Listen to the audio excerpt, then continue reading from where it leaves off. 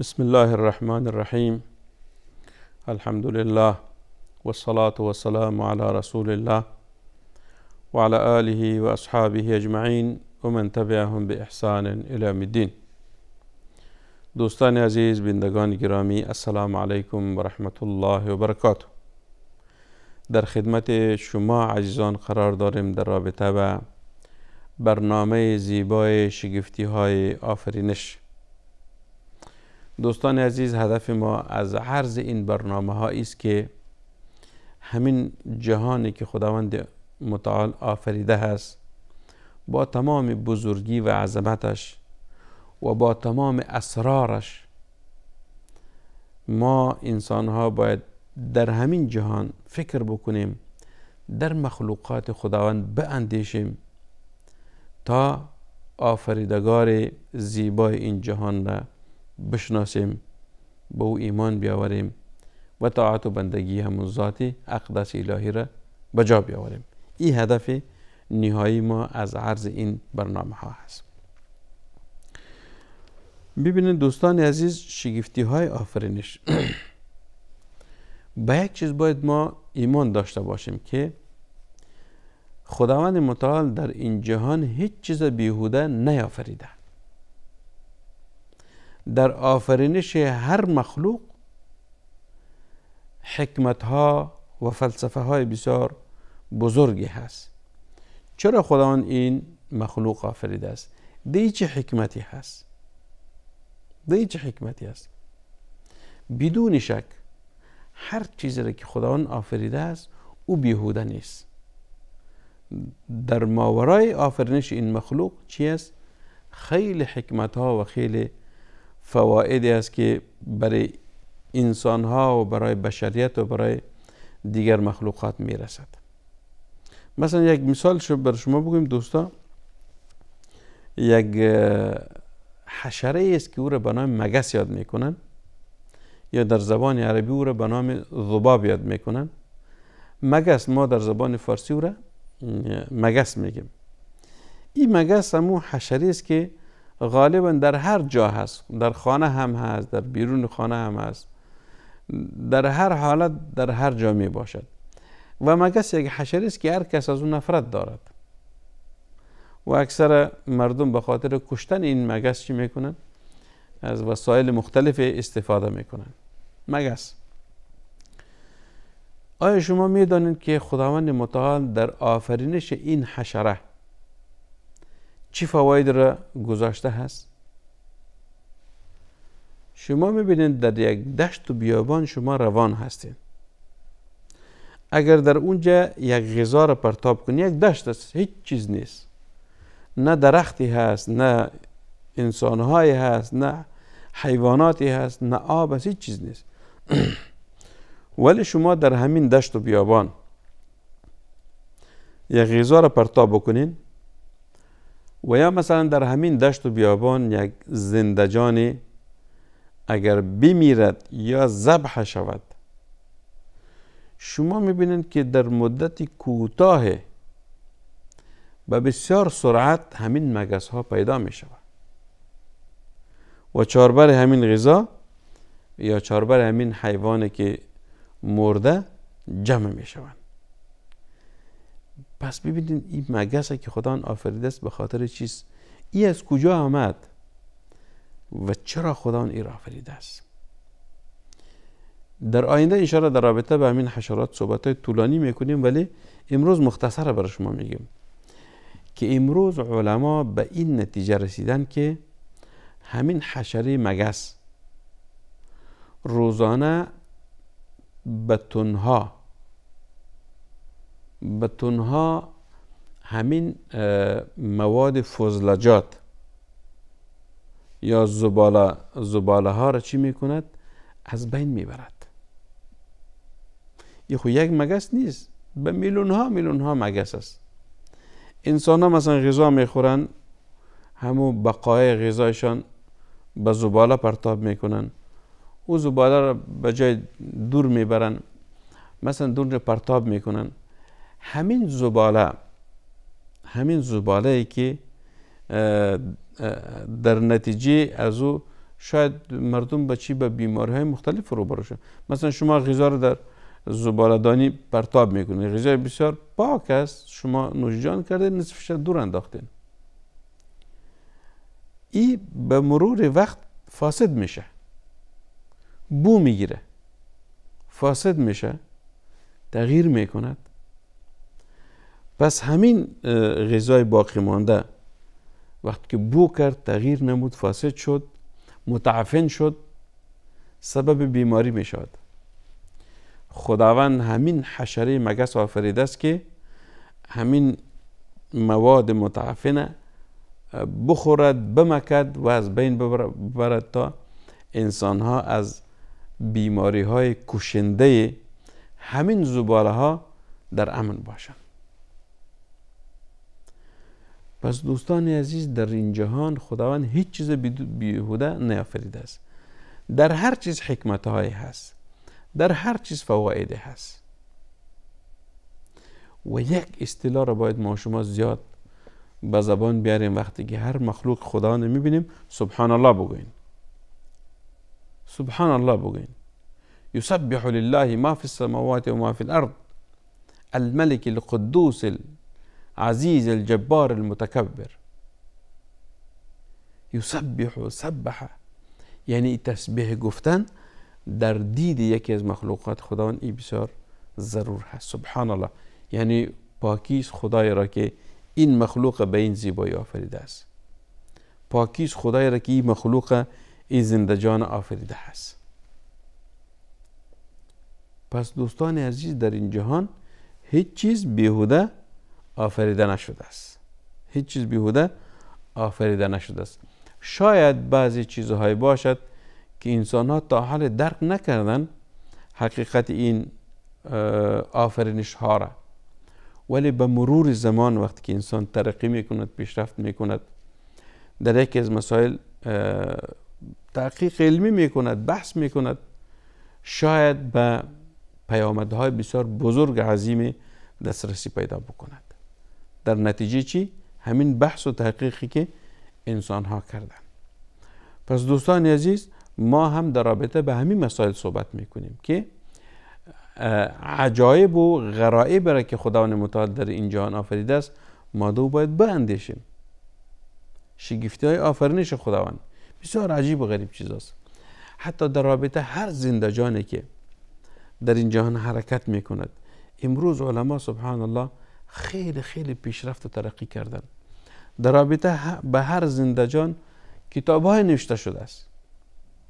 کتاب‌های نوشته شده است که مثلا در رابطه با سیستم این مخلوق، در رابطه با نظام این مخلوق، در رابطه با زندگی این مخلوق، در رابطه با غذاخوری این مخلوق، انسان ها تحقیق کردن. یک بسیار کار خوبی است، یک پیشرفت بسیار زیبایی هست که انسان ها ولو که مسلمان هم نیستن ولی اونها تحقیق میکنن. تحقیق میکنه در چی؟ در حقیقت یابی این مخلوقات خداوند، در حقیقت یابی این زنده جان ها که چی طبیعتی دارد، چی ویژگی دارد، چی نوع زندگی دارد، چقدر عمر دارد.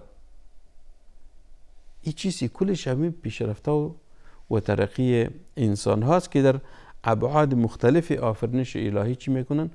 اونها بحث و تحقیق میکنن و این بسیار کار خوبی است. باید مسلمانان در این کار پیش قدم باشن، باید مسلمانان در این رابطه پیش قدم باشن، تحقیق بکنن در بسیاری مسائل.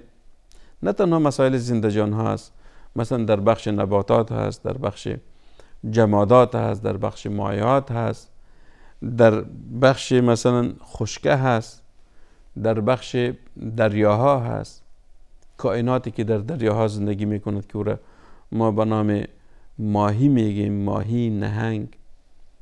این چیزی همون کائنات یا مخلوقات آبی است که در آبها زندگی میکنند.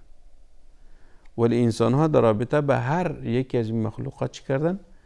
تحقیقات انجام دادن و در رابطه به زندگی، در رابطه به طبیعتش، در رابطه به خوراکش، در رابطه به مثلا پیشرفت و ترقی اونها، این چیز انسان ها در این رابطه بحث و تحقیق انجام دادن. ما هم کوشش میکنیم که همین مسائل یک این مسائل یک به شکل تفصیلی خدمت شما را عرض بکنیم تا بدانیم که در هر یکی از مخلوقات خداوند چی است؟ شگفتی های هست. شگفتی های است. حتی اگر ما ببینیم دوستا در رابطه به عنوان را که ما انتخاب کردیم، شگفتی های آفرینش، قرآن عظیمشان صراحتا همین واژه را استعمال کرده. افلا ينظرون الى الابل كيف خلقت والى السماء كيف رفعت والى الجبال كيف نصبت والى الارض كيف سطحت.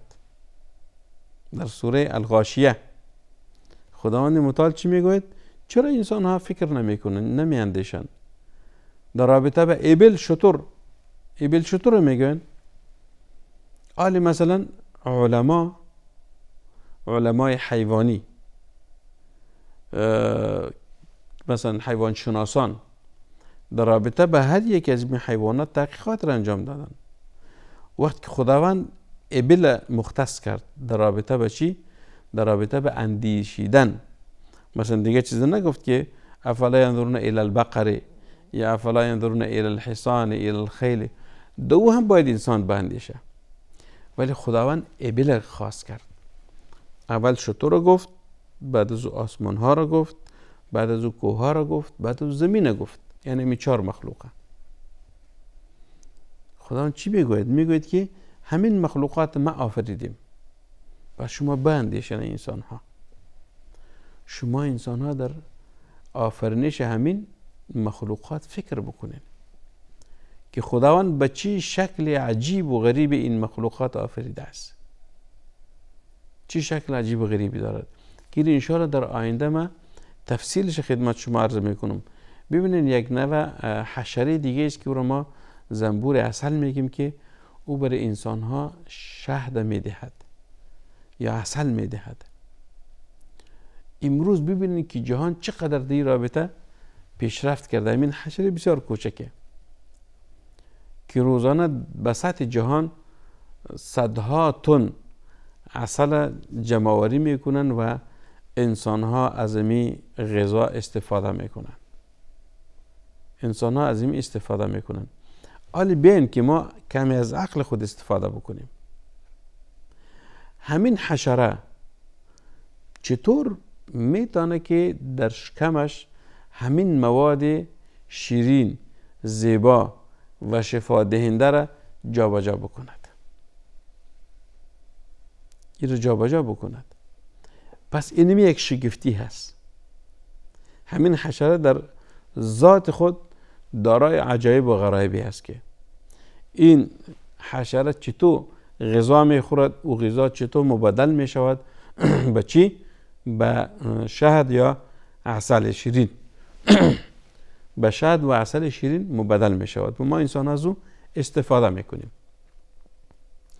این یک سیستمی است که انسان ها حاجز هستند از درک از او.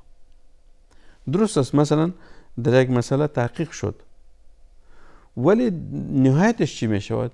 نهایتش چی میشه که انسان دیگه عاجز میشه که حقیقت از این درک بکنه که چطور این حشره کوچک در شکمش عسل چی میکند؟ میسازد و او را دوباره از شکمش بیرون میکند و او عسل است که انسان ها از او استفاده میکنند و عسل است که خداوند متعال گفته این شفا است بر شما.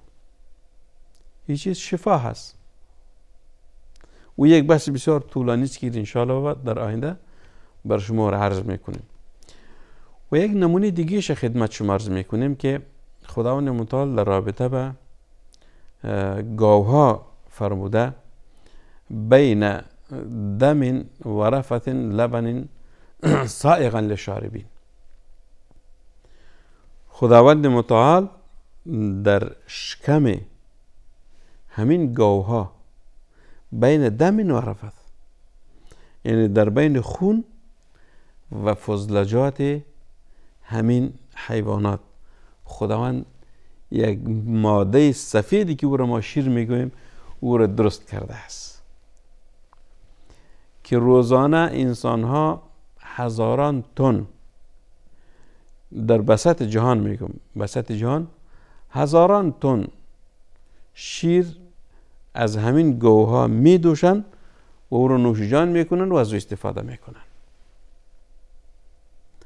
حال سوال در کجاست؟ سوال در ایست که چطور این شیر درست میشود، جور میشود؟ از چی جور میشود؟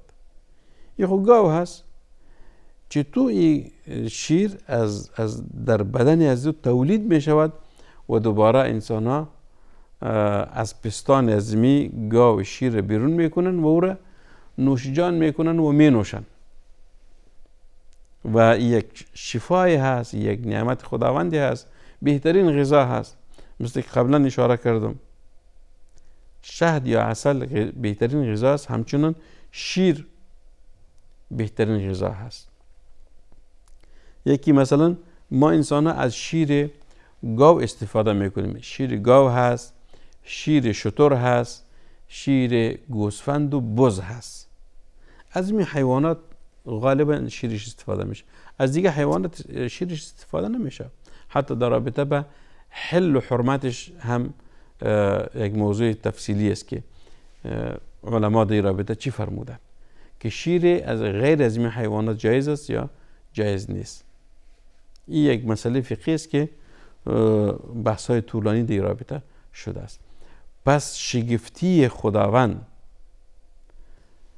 در رابطه به ساخت شیر در بطن یا در شکم این گاو ماده چطور صورت میگیرد و چطور به شکل بسیار پاک از بدنش خارج می شود که ما انسان ها بوداره مستقیما نوش جان میکنیم و او را از او استفاده میکنیم.